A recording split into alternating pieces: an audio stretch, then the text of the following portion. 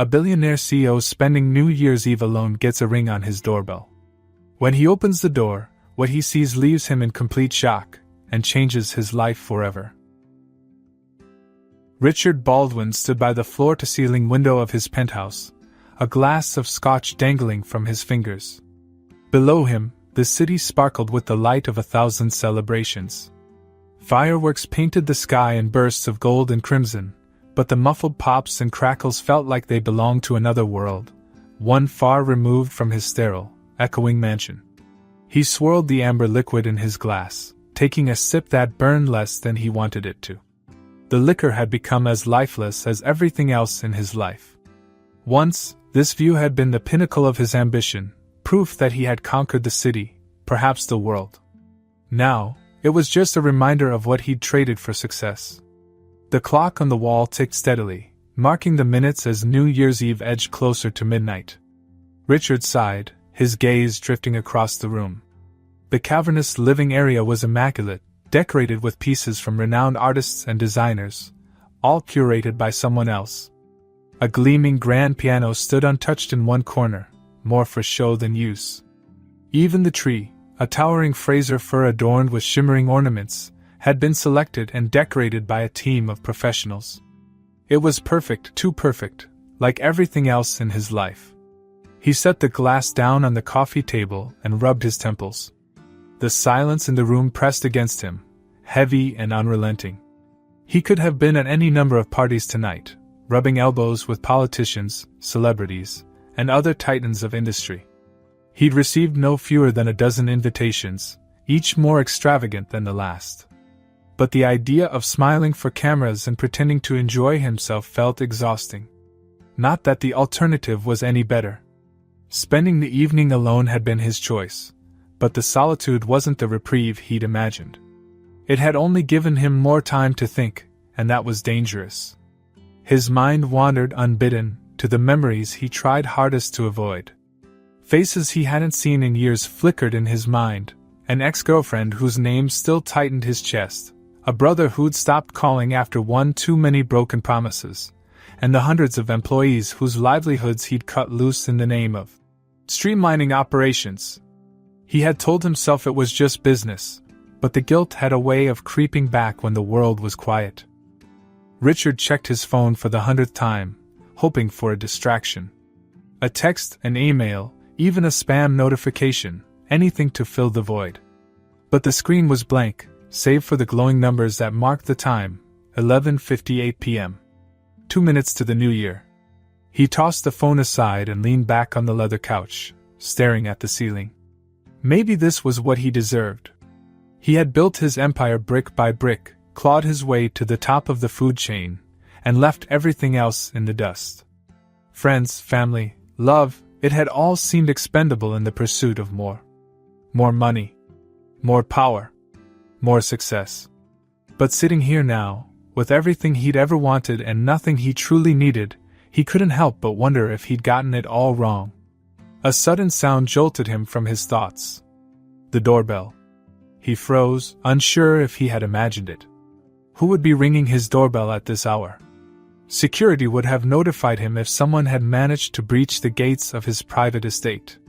The penthouse was equipped with state-of-the-art surveillance, alarms, and a team of guards. Visitors didn't just show up unannounced. The bell rang again, cutting through the silence like a knife. Richard stood, his heartbeat quickening. He walked toward the door, his bare feet sinking into the plush carpet. A part of him hesitated. What if this was some kind of setup? A home invasion? An unhinged journalist looking for a scoop? He glanced at the small monitor by the door, which displayed a live feed from the front porch. It was empty, except for a shadowy object near the threshold. He squinted, trying to make it out, but the angle wasn't clear. Frowning, he unlocked the door and cracked it open cautiously. The cold night air rushed in, biting against his skin. Richard stepped fully outside, his eyes adjusting to the dim light. There, on the doorstep, was a crib. A small, intricately carved wooden crib, the kind you might find in a vintage boutique. Inside, bundled in layers of blankets, was a baby. Richard blinked, his brain struggling to process what he was seeing. The child stirred, letting out a soft whimper that broke the spell of his disbelief. His eyes darted around the porch and the driveway beyond, searching for any sign of who might have left the child. Nothing. The estate was still and silent, the gates securely shut. His gaze returned to the crib. Tucked into the folds of the blanket was a piece of paper. He picked it up with trembling fingers and unfolded it. The note was handwritten in sharp, slanted letters. "This is your fault." The words hit him like a punch to the gut. His fault? What could that possibly mean? He stared at the baby, who now looked up at him with wide, innocent eyes. The child couldn't have been more than a few months old, its tiny fists clenching and unclenching as it squirmed. Richard's mind raced. Could this be some kind of prank? A sick joke? But who would go to such lengths? And why? The baby's soft cry broke through his spiraling thoughts, pulling him back to the present. "Okay," he muttered, his voice shaking. "Okay, just stay calm." He crouched down, hesitating before carefully lifting the crib. It was heavier than he expected, but he managed to bring it inside and shut the door behind him. The warmth of the penthouse enveloped them, and he set the crib down in the middle of the living room. Richard stood there, staring at the baby as if it might offer some explanation. But there was none. Just the note in his hand and a gnawing sense of unease growing in his chest. The clock struck midnight, and fireworks exploded across the city skyline. The noise startled the baby, who began to cry in earnest now, the high-pitched wails echoing through the empty penthouse. Richard sank to his knees beside the crib, feeling more helpless than he had in years. For the first time in a long time, he didn't know what to do. And for the first time in longer, he felt utterly, completely alone. Richard stared at the crib, the note trembling in his hand. The baby's cries filled the room, sharp and insistent, pulling him from the swirling haze of disbelief that clouded his thoughts. He crouched down, gripping the edge of the crib as if it might anchor him to reality. A baby here in his home. This wasn't just some random occurrence. It was deliberate. Someone had left this child on his doorstep, wrapped in cryptic accusation. The words on the note, "This is your fault," played over and over in his mind, echoing with a weight he couldn't ignore. Fault? His fault? It didn't make sense. And yet the longer he stared at the baby's small, helpless form, the more a gnawing unease crept into his chest. Was this a punishment? A consequence of something he'd done? The baby let out another wail, its face scrunching up as tiny fists waved in the air. Richard flinched, startled by the sound. He had never been around babies before, not even when his brother's kids were small. Back then, he'd been too busy building his empire, always canceling family gatherings with a polite excuse and a promise to visit next time. Next time had never come. Awkwardly, he leaned over the crib, unsure of what to do. "Hey," he said, his voice stiff and unsure. "It's okay. You're fine." The baby did not appear reassured. Its cries grew louder, more insistent. Richard ran a hand through his hair, panic prickling at the edges of his composure. What did babies even need? Food? Diapers? Comfort? He had no idea where to start. He picked up his phone and hesitated. Should he call the police? Report this as some kind of abandonment? But the thought of involving authorities made his stomach churn. This wasn't just a lost child. It was a message. A deeply personal one. And while he couldn't make sense of it yet, something told him that calling the cops would only complicate matters. Instead, he searched for nearby emergency childcare services, hoping for a quick solution. The results were unhelpful: hotlines, shelters, bureaucratic processes that would take hours or even days to resolve. The baby's cries escalated, and Richard felt a growing desperation. He didn't have hours. He didn't even have minutes. All right, he muttered, pacing the room.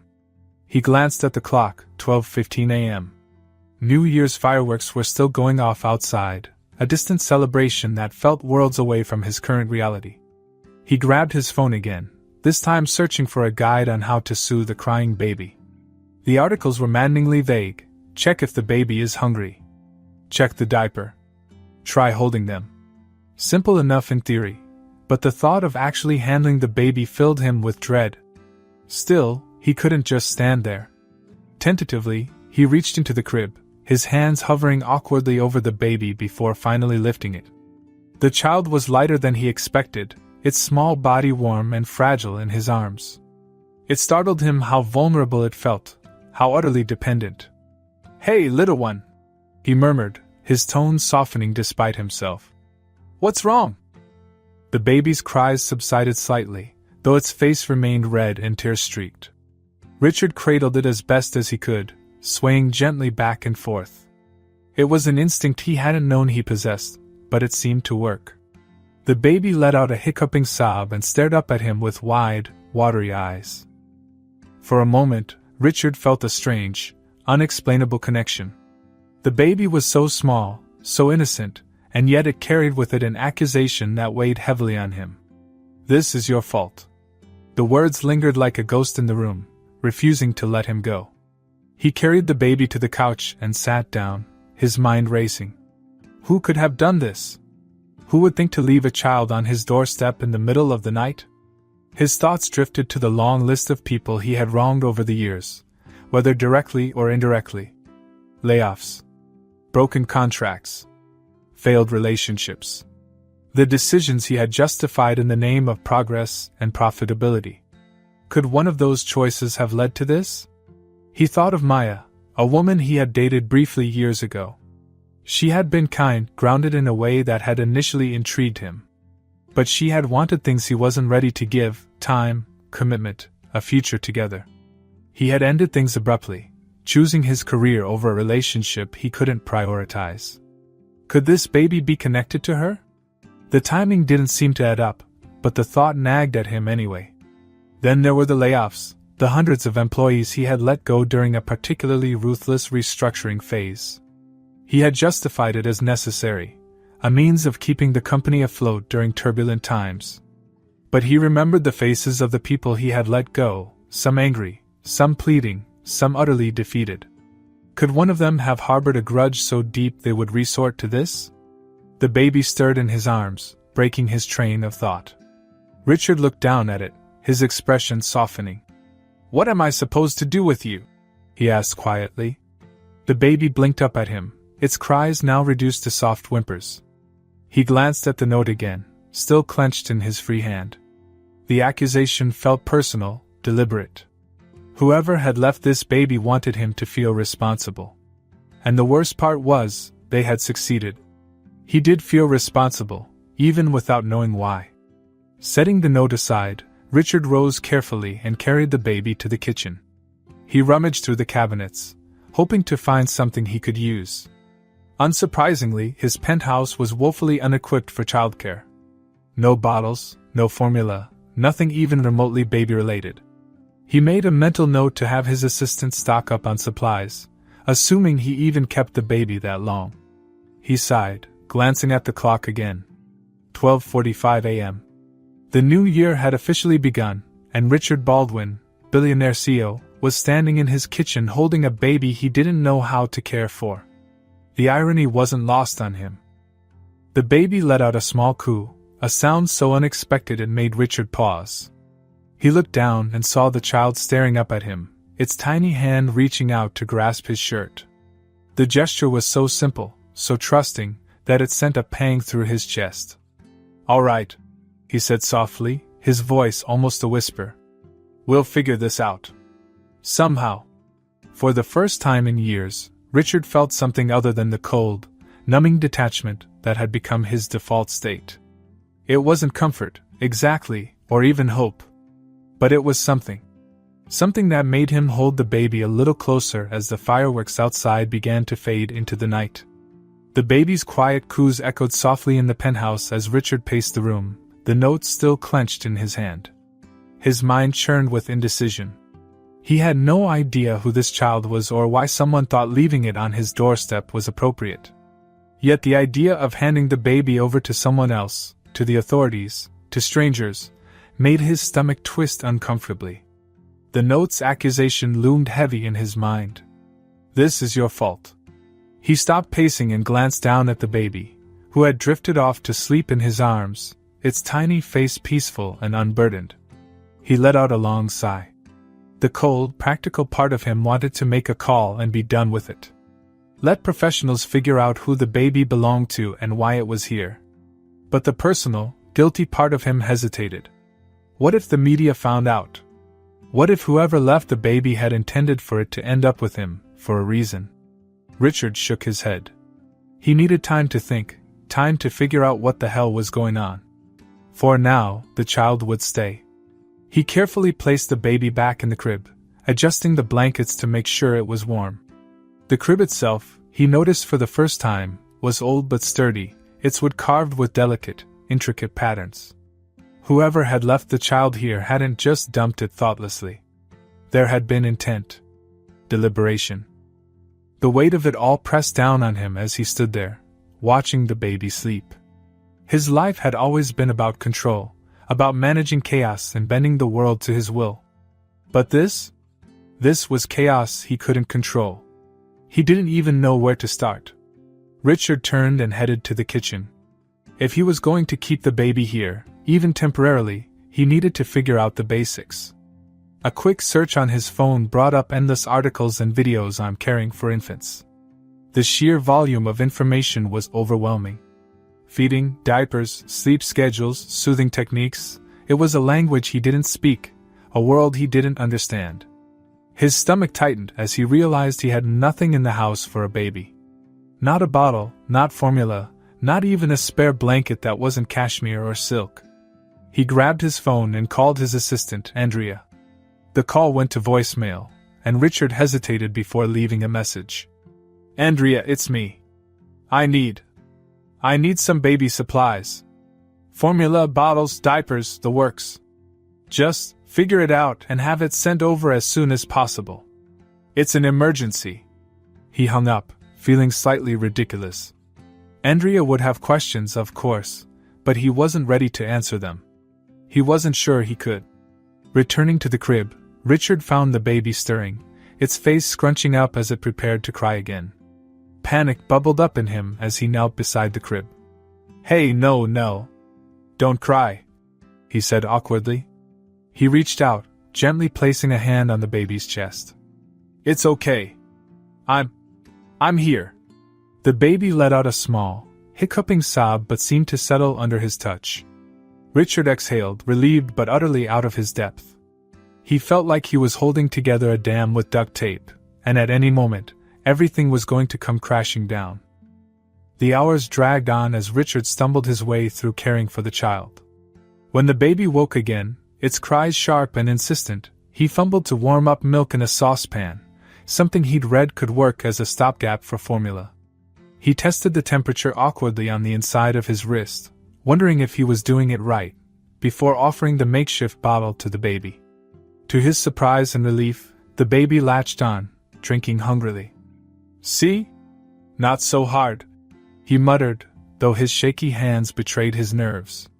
He sat on the couch, holding the baby as it fed, and found himself oddly mesmerized. The simplicity of the moment was so foreign to him, so far removed from the world of boardrooms and stock markets. For the first time in years, he wasn't thinking about deals or deadlines. He was just here. After feeding came the next challenge, changing the baby's diaper.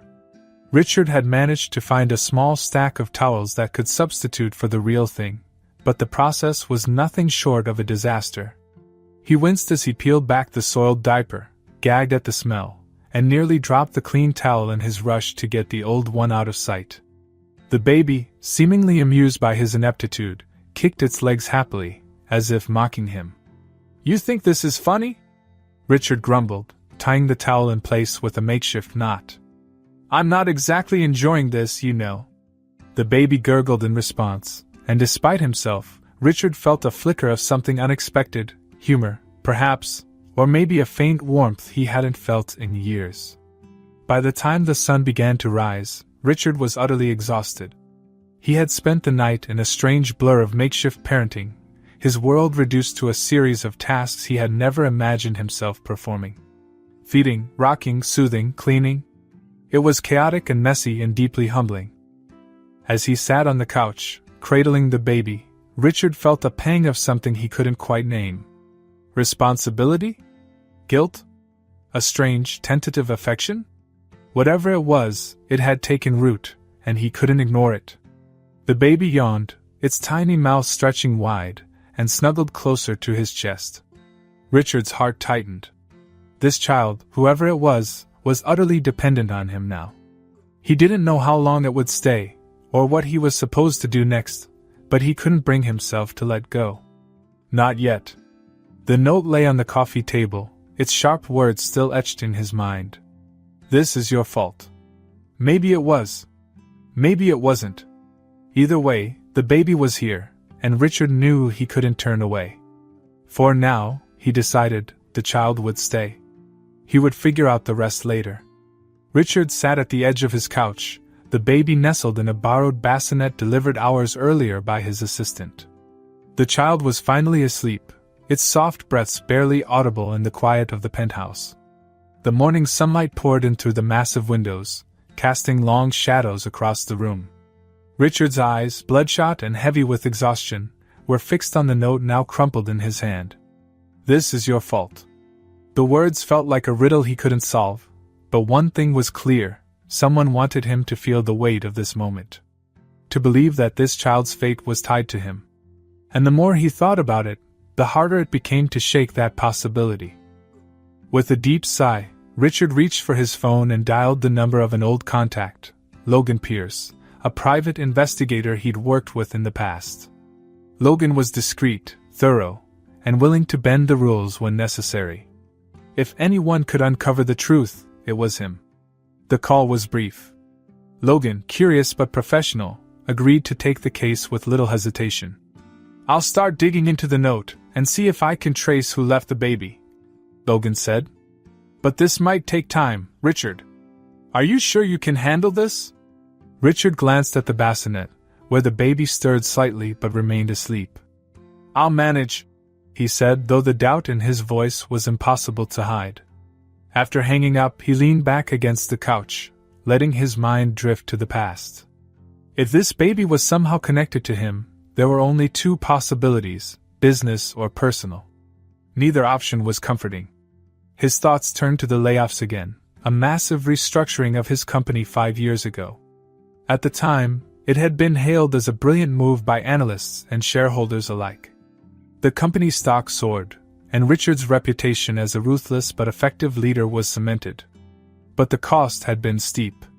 Hundreds of employees were let go with little warning, many of them older workers who struggled to find new jobs. Families were uprooted, savings drained. Richard had justified it to himself as a necessary evil, but the memory of angry emails and tearful goodbyes resurfaced now with a sharp sting. Could one of those former employees have left the baby? It seemed unlikely, but the bitterness he'd witnessed during that time was hard to forget. He grabbed his laptop and began scrolling through old files, scanning names, faces, and termination reports. Each name brought a fresh wave of unease. Could one of these people blame him so deeply that they would abandon a child on his doorstep? Then there was Maya. The memory of her came unbidden, her laughter and the way she used to tilt her head when she was deep in thought. They'd met during one of the few periods in his life when he wasn't completely consumed by work. She had been different, grounded, thoughtful, and unafraid to call him out when he crossed the line. For a time, he thought she might be the one. But when things became serious, he had pulled back. He wasn't ready for the life she wanted, marriage, children, roots. They had ended things abruptly, and he hadn't looked back. Not until now. Richard's chest tightened at the thought. If this baby was connected to Maya, the timing didn't make sense. She hadn't contacted him in years, and he hadn't heard anything about her since. But the idea lingered, gnawing at the edges of his thoughts. The baby let out a soft whimper, pulling him from his reverie. He rose and walked over to the bassinet, leaning down to check on the child. It was awake now, its wide eyes staring up at him.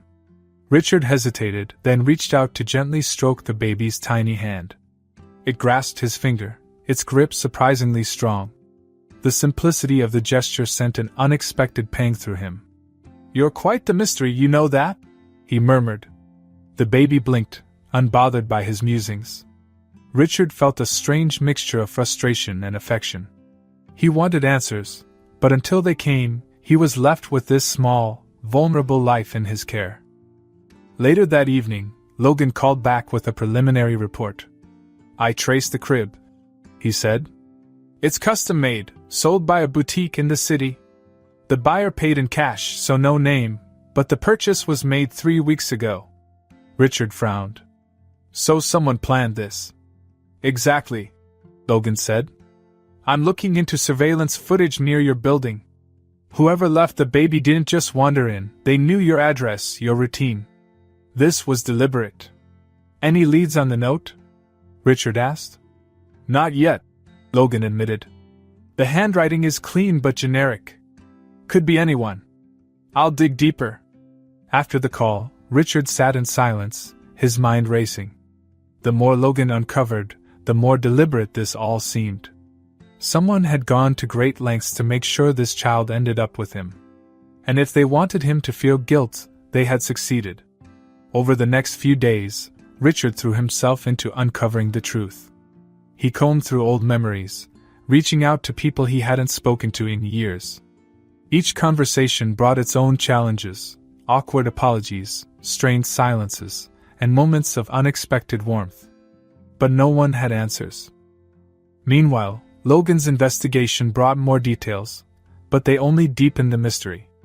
The crib's boutique confirmed that the buyer had been a woman, middle-aged, wearing a scarf that covered most of her face. Security footage from Richard's estate showed a figure cloaked in shadows leaving the baby on the porch before disappearing into the night. Richard's frustration grew, but so did his guilt. Every revelation forced him to confront the ripples of his past decisions. A former employee shared how the layoffs had led to years of financial instability. An old colleague reminded him of the bridges he'd burned in his rise to the top. Even his brief conversations about Maya revealed how much he had ignored or overlooked during their time together. Through it all, the baby remained a constant presence. Caring for it had become less chaotic, though no less humbling.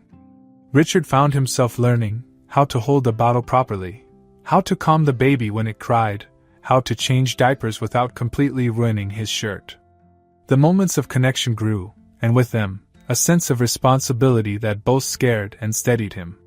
One night, as he rocked the baby to sleep, Richard realized something he hadn't allowed himself to admit before. Whoever had left this child with him hadn't just wanted to punish him. They had given him a chance. A chance to face the wreckage of his past, to make amends, and perhaps to become someone better than the man he had been. He didn't have all the answers yet. But he knew one thing for certain: this child had become more than a mystery.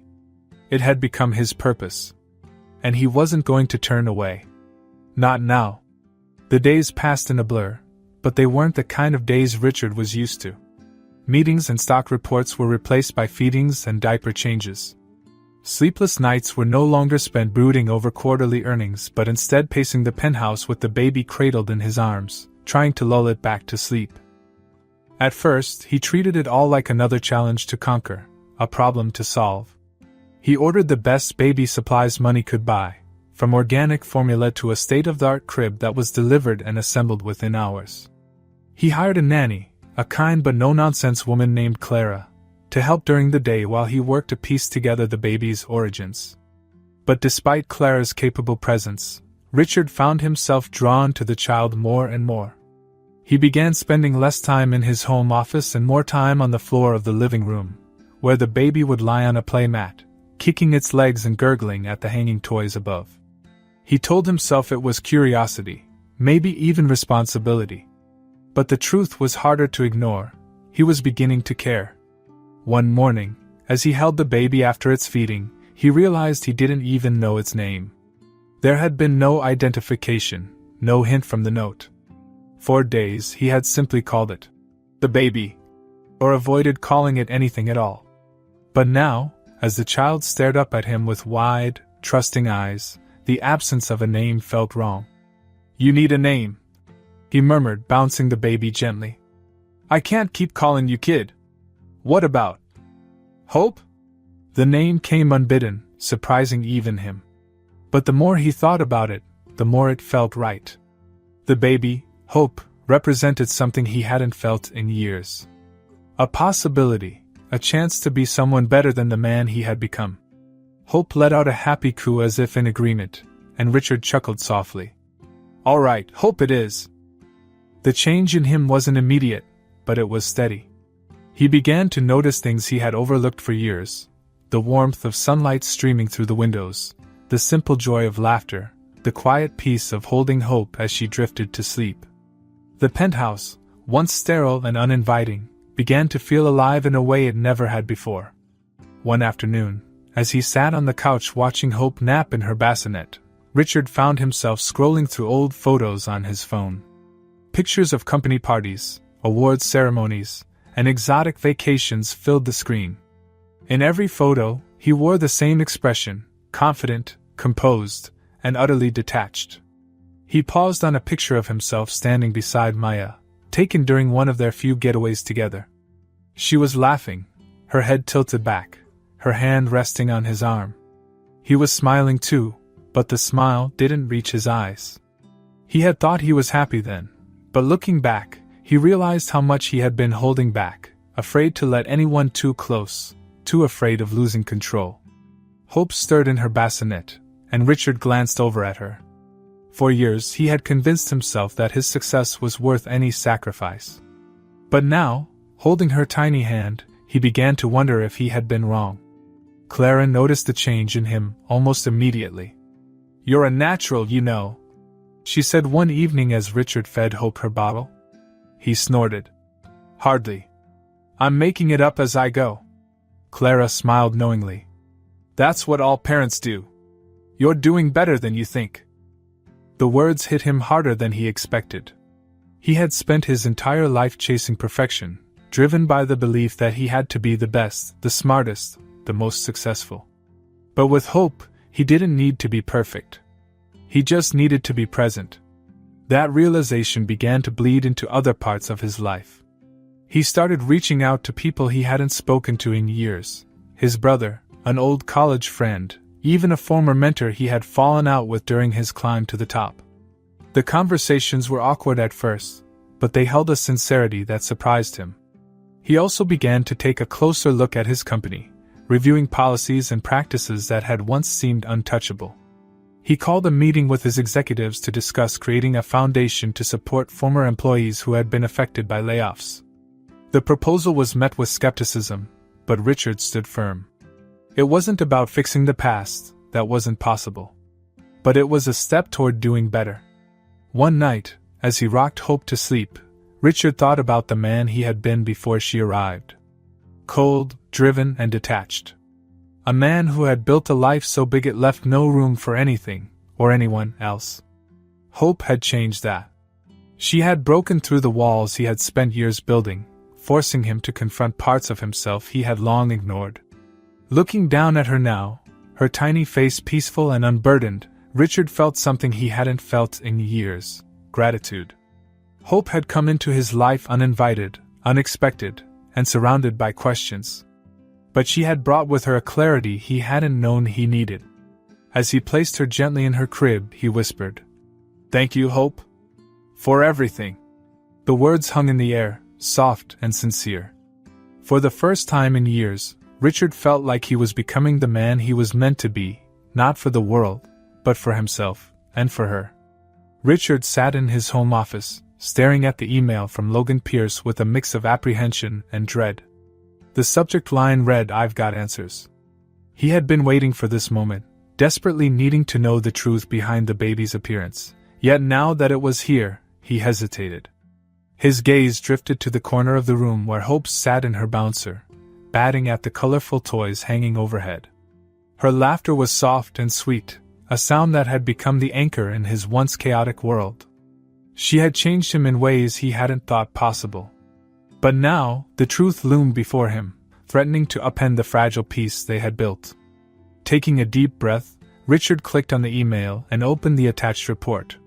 Logan's findings were thorough, as always, but Richard's eyes were drawn immediately to the key details: the name Maya Parker and the words "deceased 6 months ago." His stomach twisted as memories of Maya flooded back. It had been years since they had parted ways, but he still remembered her kindness, her laughter, and the quiet strength that had drawn him to her. Their relationship had been brief, cut short by his inability, or unwillingness, to prioritize anything over his career. He had walked away, believing it was for the best. He had never looked back. Until now. Richard scrolled through the report, piecing together the story of what had happened after their breakup.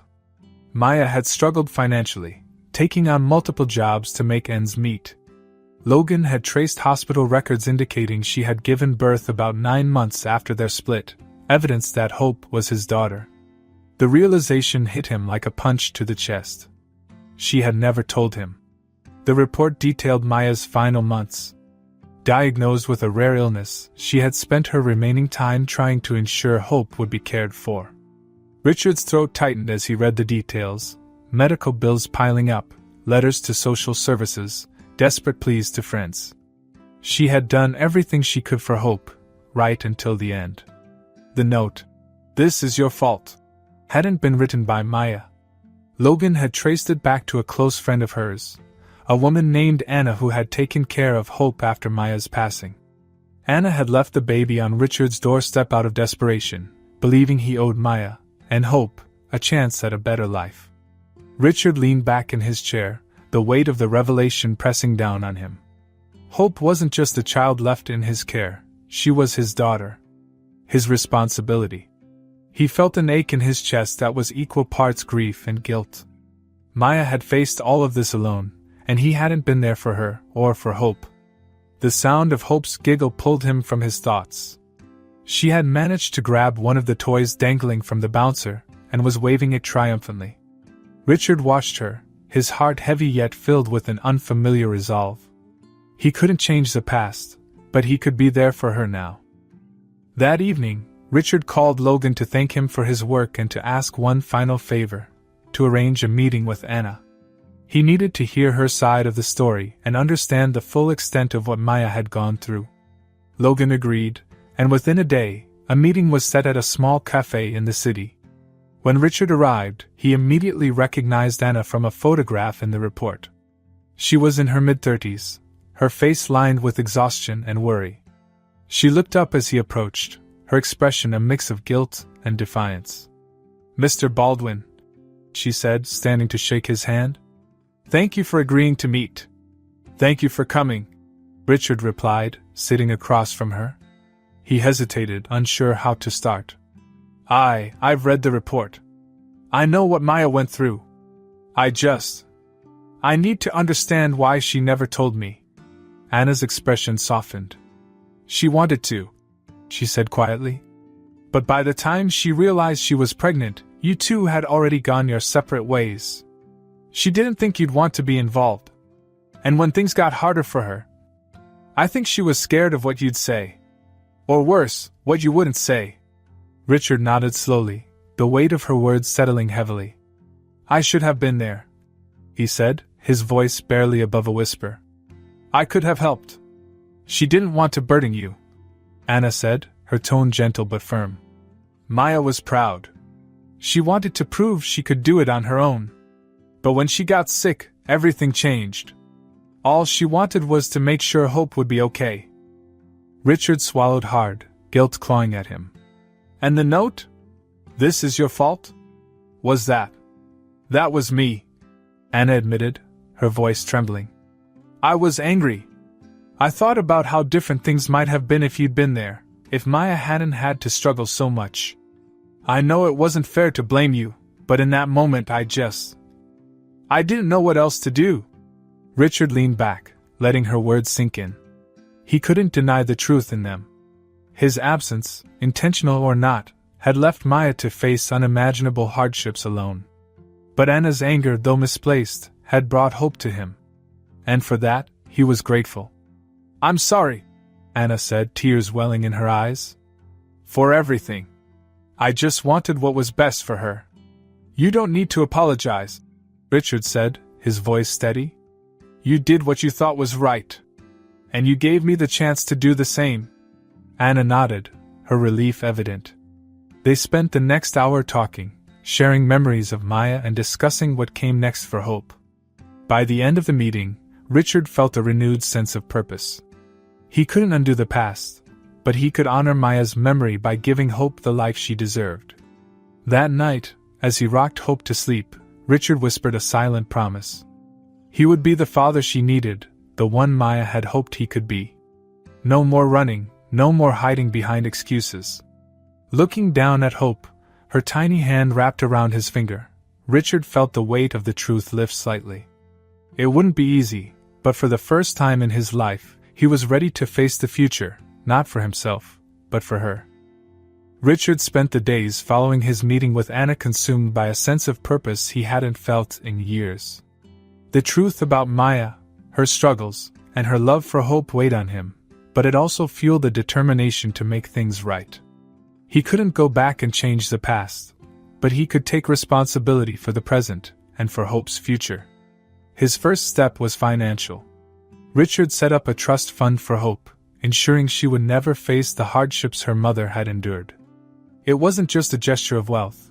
It was a promise that Hope would always have a safety net, a secure foundation no matter what the future held. He worked closely with legal advisors, crafting the trust to reflect not just monetary support, but a legacy of care and opportunity. He also reached out to Anna, offering her assistance for the years she had spent helping Maya and caring for Hope. At first, she hesitated, her pride holding her back, but Richard's sincerity eventually convinced her. "This isn't charity," he told her. "It's gratitude. For everything you did when I wasn't there." Anna agreed to the help, and their tentative connection began to grow. She shared more stories of Maya, how fiercely she had loved Hope, how she had spoken of Richard even in her hardest moments. "She didn't hate you," Anna said one day. "She was just hurt. But she always believed you were a good man deep down." The words struck Richard harder than he expected. Maya had seen something in him, even when he hadn't been there for her. It was a reminder of the kind of man he could still strive to be. But Richard knew his responsibility didn't end with Hope. Maya's story had opened his eyes to the broader impact of his actions, and he couldn't ignore the ripple effects any longer. He began reaching out to people from his past, starting with those he had wronged during his rise to the top. His first call was to his brother David, whom he hadn't spoken to in years. Their relationship had fractured under the weight of Richard's ambition, with Richard always too busy to show up for family gatherings or offer support when it was needed. When David answered, there was a long pause before he spoke. "Richard? I didn't expect to hear from you." "I didn't expect to call," Richard admitted, his voice tinged with regret. "But I've been doing a lot of thinking. I know I haven't been there for you, for the family. I want to make things right." David's response wasn't immediate, but it wasn't angry either. "You've missed a lot," he said finally. "But if you're serious about trying, I'm willing to listen." That conversation was the first of many. Richard reached out to old friends, former colleagues, even a few of the employees who had been laid off during the company's restructuring. Each call was a step toward redemption, a small act of repair for the bridges he had burned along the way. Not everyone was willing to forgive, but those who gave Richard a renewed sense of hope. In addition to these personal efforts, Richard began to reimagine his company's role in the community. He proposed new policies to support employees, including childcare benefits, extended parental leave, and retraining programs for workers facing redundancy. The board of directors resisted at first, citing the costs, but Richard was adamant. "This isn't just about business," he told them. "It's about doing what's right." Outside of work, Richard found himself drawn to causes he had never considered before. Inspired by Maya's sacrifices and Hope's innocence, he began volunteering at a local shelter for single parents. At first, the staff and residents regarded him with a mix of curiosity and skepticism. A billionaire CEO wasn't a common sight in their modest facilities. But as the weeks passed, Richard's presence became less of a spectacle and more of a comfort. He spent hours listening to parents share their struggles, helping to organize supplies, and even playing with the children while their parents attended counseling sessions or job training programs. The work was humbling, grounding him in a way he hadn't experienced before. One evening, as he sat in the shelter's playroom watching a group of toddlers build a tower of blocks, one of the mothers approached him. She was a young woman named Elena, barely in her 20s, with tired eyes but a warm smile. "You don't have to be here," she said, her voice soft but steady. "Why do you come?" Richard hesitated, searching for the right words. "Because I've spent most of my life taking," he said finally. "And I'm trying to learn how to give." Elena nodded, her expression thoughtful. "Well, I think you're doing okay so far." Her words stayed with him as he returned home that night, where Clara was waiting with hope. The baby had grown more comfortable in his care, her laughter now a regular part of his days. Richard cherished the moments he spent with her, whether it was feeding her breakfast in the morning or rocking her to sleep at night. She was a constant reminder of the life he wanted to build, not just for her, but for himself. One night, as he stood by the crib watching Hope sleep, Richard reflected on how much had changed. A month ago, he had been a man defined by his success, his wealth, and his solitude. Now, he was something more, a father, a brother, a man trying to make amends. The journey was far from over, but for the first time in years, he felt like he was moving in the right direction. Richard leaned down and kissed Hope's forehead, his voice barely above a whisper. "We're going to be okay," he said. "I promise." Hope stirred slightly but didn't wake, her small hand clutching the corner of her blanket. Richard stood there for a moment longer, the weight of the day giving way to a quiet, steady sense of purpose. As he turned out the light and headed to bed, Richard realized that redemption wasn't a destination, it was a journey. And it was one he was finally ready to take, step by step, with Hope leading the way. The day of Hope's first birthday arrived on a crisp autumn morning, sunlight streaming through the windows of Richard's penthouse. The transformation of his home over the past year was palpable. Gone were the cold, sterile surfaces and the emptiness that once echoed through the halls. The space now felt alive, colorful toys scattered across the floor, framed photos of Hope's milestones adorning the walls, and the faint scent of fresh flowers filling the air. Richard stood in the kitchen, carefully arranging cupcakes on a tray. They weren't perfect, far from it, but he'd insisted on baking them himself, with a little help from Clara, who had become more like family than an employee. Hope sat in her high chair nearby, gleefully smearing mashed banana across her tray as Richard watched her with a soft smile. "Don't eat the frosting, Hope," he teased, knowing full well she wasn't paying attention. "You're going to have more than enough sugar later." Clara walked in, carrying a bundle of balloons. "Everything's coming together nicely," she said, glancing at the cupcakes. "And I have to say, you're getting better at this baking thing." Richard laughed. "That's not exactly a high bar, but I'll take it." The guest list for the party was small but meaningful: Anna, Clara, David and his family, a few colleagues, and some of the parents Richard had met through the shelter. It wasn't the kind of grand event his younger self might have envisioned, but it was perfect. These were the people who had become part of his and Hope's journey, each of them playing a role in his transformation over the past year. By early afternoon, the guests began to arrive, filling the penthouse with laughter and warmth. David greeted Richard with a firm hug, something that had felt impossible just a year ago. "This is nice," David said, looking around. "You've done well, Richard. I'm proud of you." Richard nodded, emotion catching in his throat. "Thanks, David. That means a lot." As the party went on, Richard found himself reflecting on how far he'd come. The man who had stood alone in this very room on New Year's Eve, consumed by guilt and isolation, felt like a distant memory.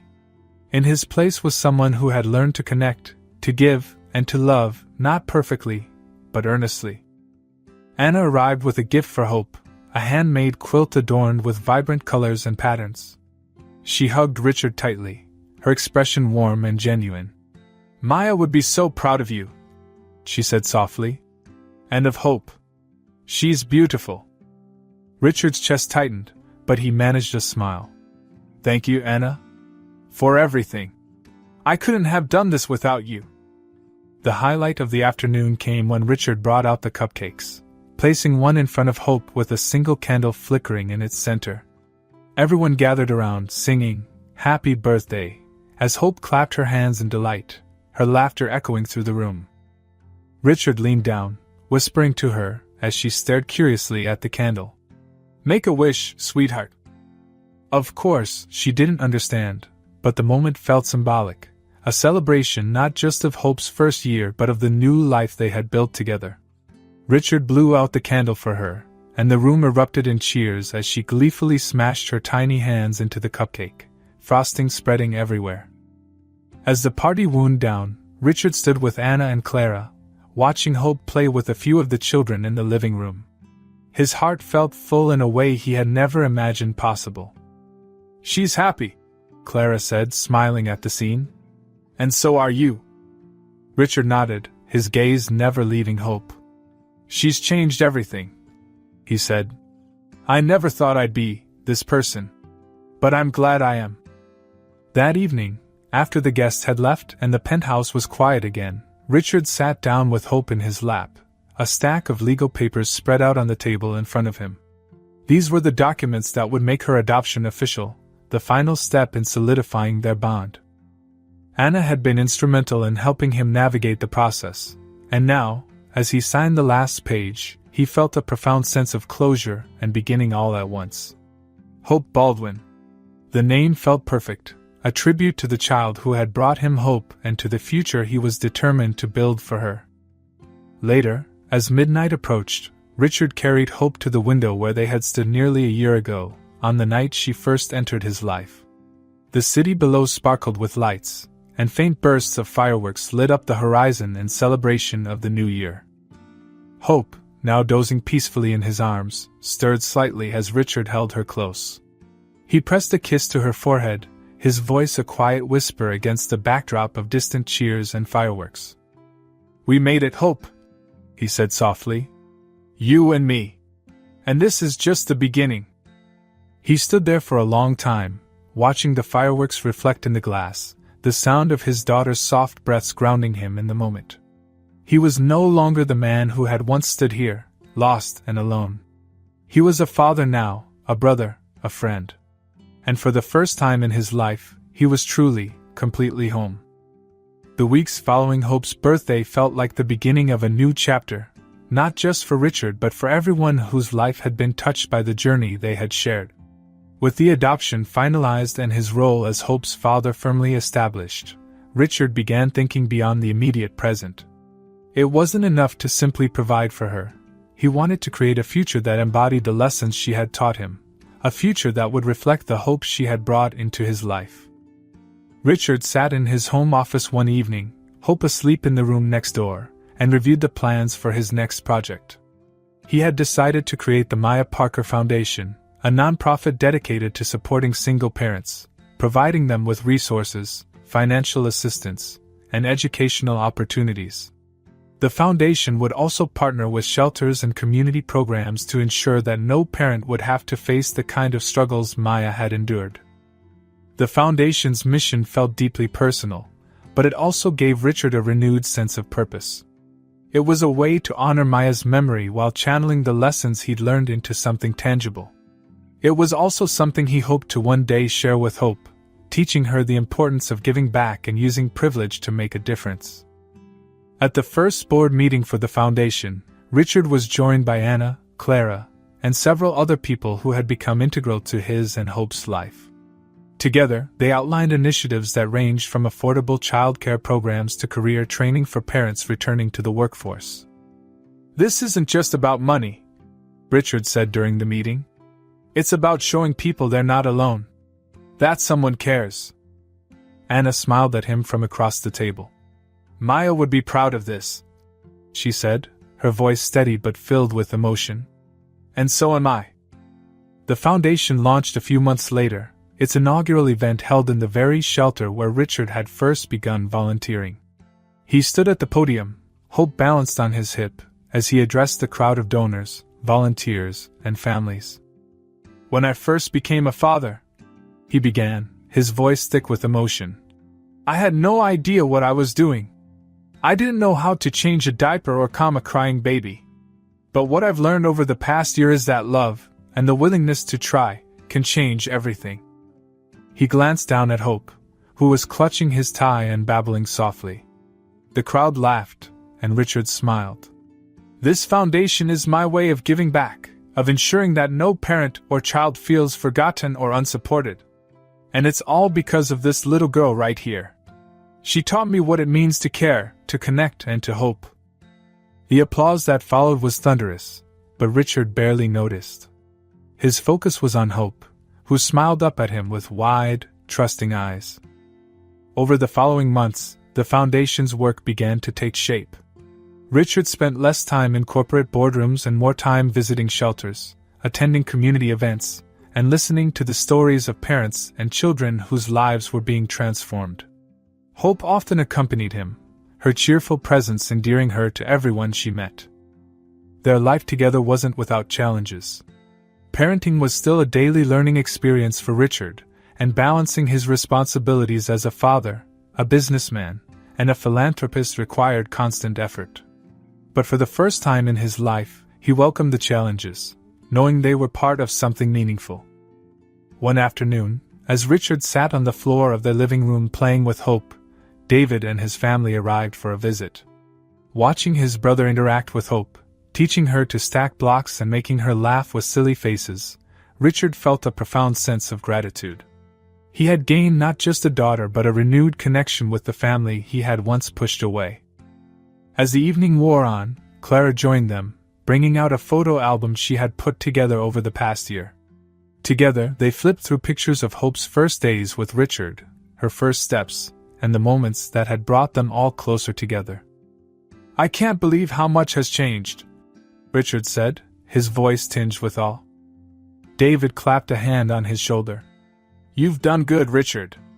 Better than I ever thought possible." Richard chuckled. "Thanks for the vote of confidence." David grinned. "You know what I mean. You're not just doing this for Hope, you're doing it for everyone. And that's what makes it matter." That night, after everyone had left, and the house was quiet again, Richard stood by the window with Hope in his arms. The city lights glittered below, a reminder of the life he had once thought defined him. But now, those lights were just part of the backdrop. "You've changed everything, Hope," he whispered, kissing her forehead. "And I promise, I'll keep trying to be the man you deserve." Hope yawned, her tiny head resting against his shoulder, as she drifted to sleep. Richard held her close, his heart full of gratitude and resolve. The future wasn't just about him anymore, it was about them. And as he stood there, watching the city and thinking of the foundation, the family, and the legacy they were building together, he knew one thing for certain: the best was yet to come. Richard's journey shows us that even the most broken paths can lead to something beautiful. From a life consumed by ambition and isolation to one filled with love, purpose, and connection, his transformation reminds us of the power of redemption and second chances. If this story moved you, don't forget to like, share, and subscribe for more heartwarming tales. And let us know in the comments, what's a moment in your life that brought unexpected change? We'd love to hear your stories. See you in the next video.